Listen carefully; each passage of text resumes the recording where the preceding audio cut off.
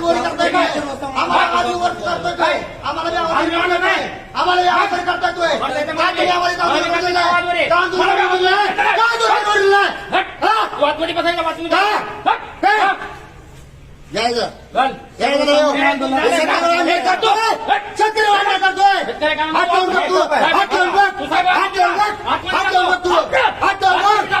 मला काय विषय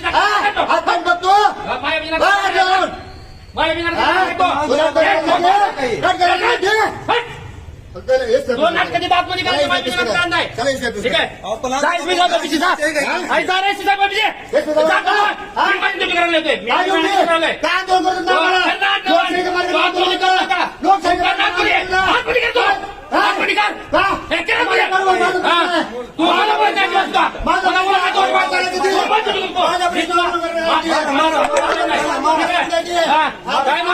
तुम्ही माझ्या मारायला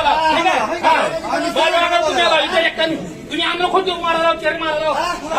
तिथं खोटी मारायला तुम्ही ठीक आहे तिथं मारायला माझी ड्युटी करतोय काय बोलतो आंदोलनाखाली काय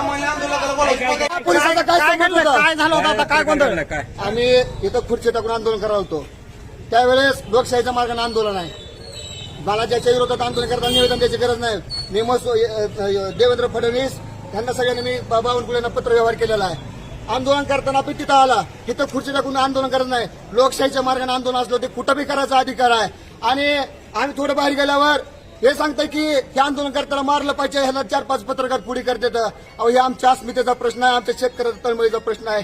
1 रुपया निधी आणि शेतकऱ्याला भेटलेला नाही त्याचं घरं उद्ध्वस्त झाले ती त्याची घरं वाहून गेले ती शेतं वाहून गेली ते ज्या त्याच्या जनावरांवर उदरनिर्वाह वाहत होता चालत होता ती जनावर सुद्धा वाहून गेले ती शेतकऱ्याची माझ्या आणि ह्या शासन आम्हाला मारायची भाषा करतंय ह्या गद्दार शासनाला आता आम्ही जाबीचं सोडणार नाही कोण तुमच्या अंगावर काय नेमकं हे पाटील म्हणून पोलीस आहे आरडीसी मॅडमला तो बंदोबस्ताला आहे त्यांनी ह्या माणसाला पुढे केले आणि आमच्यावर लाठीचार्ज करायचा ह्यांचा नियम हे होता उद्देश होता आम्हाला मारायचा ह्यांचा उद्देश होता त्यांना आम्ही एसपी साहेबांकडे आता जाऊन ह्या पटलाची तक्रार करतोय जोपर्यंत याला निलंबित करणार तोपर्यंत आम्ही सोडणार नाही आता जिल्हाधिकारी डान्स करतात कार डोंगराची हवा कलेक्टर साहेब तिथं माझा शेतकरी रात्रंदिवस डोळ्यात पाण्यानं कष्ट करतोय त्याचं घर वर वाहून गेले त्याचे शेत वाहून गेले कलेक्टर साहेब तुम्ही जिल्ह्याचे कलेक्टर होता तुम्ही जिल्ह्याचे न्याय व दंडाधिकारी आहेत साहेब 6 दिवस पुरात वाहून गेलाय त्याला भेटायला तुम्हाला वेळ भेटली नाही ती 6 दिवसानं ही व्यक्ती आज सापडते